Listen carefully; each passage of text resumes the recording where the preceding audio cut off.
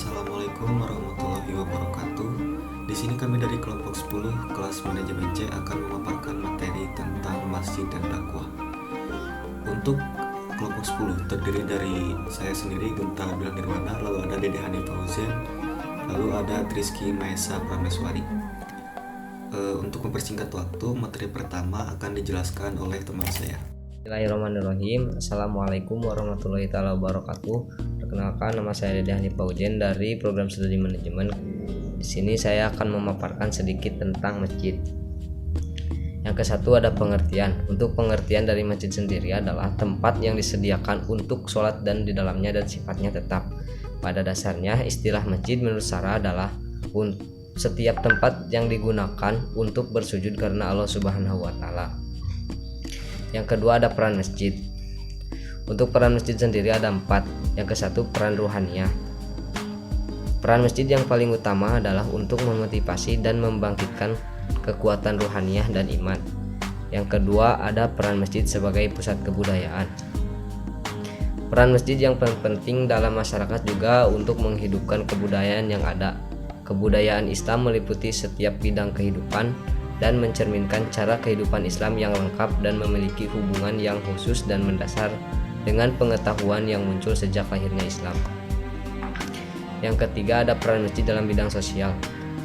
Dalam bidang sosial peran masjid tentu begitu penting.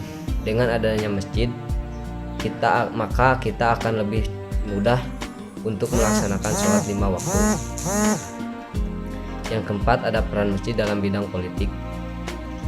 Dalam bidang politik, sesungguhnya politik yang diterapkan dalam Islam adalah politik untuk menyuruh agar mereka dapat berserah diri secara mutlak kepada Allah dan menolak secara mutlak hal-hal yang bertentangan dengan kehendak Allah, dan agar saling menjaga hubungan yang selaras dengan sesama manusia.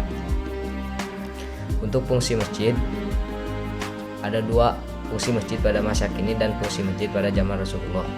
Untuk fungsi masjid pada zaman sekarang yaitu tempat untuk beribadah, tempat konsultasi dan komunikasi, tempat pendidikan, tempat santunan sosial, tempat pengobatan, tempat perdamaian dan pengadilan, aula dan tempat menerima tamu, tempat pusat atau pembelaan agama.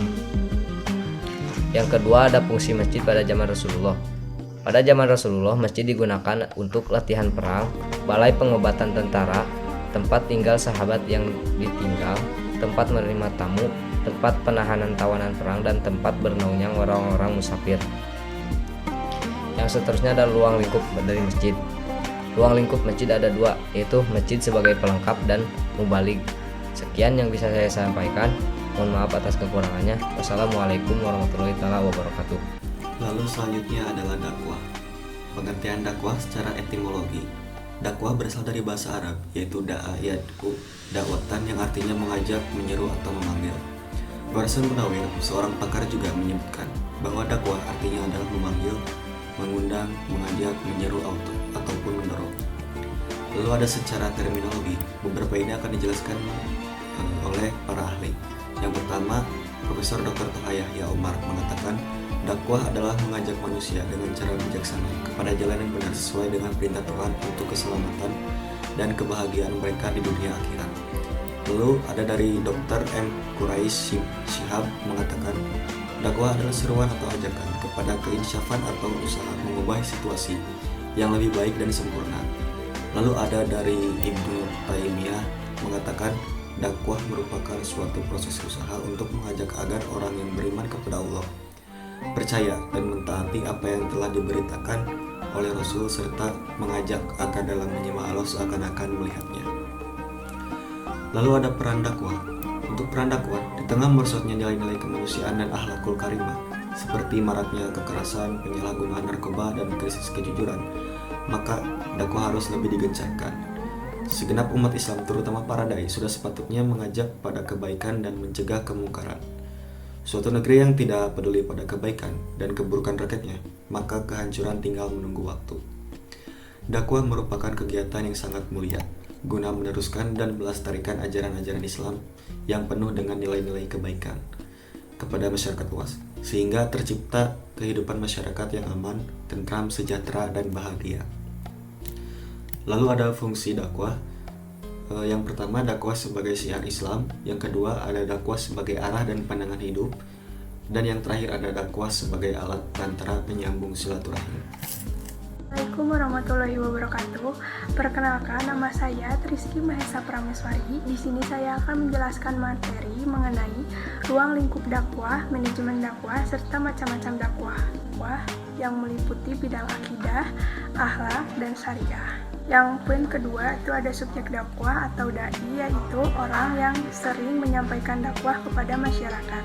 Tiga, ada objek dakwah atau madu, yaitu orang yang didakwahi. Yang keempat itu ada metode dakwah. Metode dakwah secara umum itu ada 3 bagian, yaitu metode bil hikmah, metode maujidah hasanah, dan metode mujadalah. Kelima itu ada tujuan dakwah. Tujuan dakwah meliputi 2 bagian, yaitu tujuan jangka pendek dan tujuan jangka panjang. Materi yang kelima itu ada manajemen dakwah, yaitu aktivitas dakwah dilaksanakan dengan prinsip-prinsip manajemen, maka cinta profesional dalam dakwah akan terwujud dalam kehidupan masyarakat. Dengan demikian, dakwah tidak hanya dipakai dalam objek ubudiyah saja, akan tetapi diinterpretasikan dalam beberapa profesi. Yang keenam, ada macam-macam dakwah. Yang pertama, dakwah fardiyah, yaitu dakwah yang dilakukan seseorang kepada orang banyak dalam jumlah yang kecil atau terbatas. Kedua, ada dakwah ammah, yaitu dakwah yang dilaksanakan seseorang dengan media lisan. Tiga, ada dakwah bilisan, yaitu dakwah yang dilaksanakan seseorang secara langsung dalam bentuk lisan, sehingga ada interaksi antara si pemberi dakwah dengan orang yang mendengarkan. Yang keempat, ada dakwah bilhal, yaitu dakwah yang mengutamakan perbuatan nyata.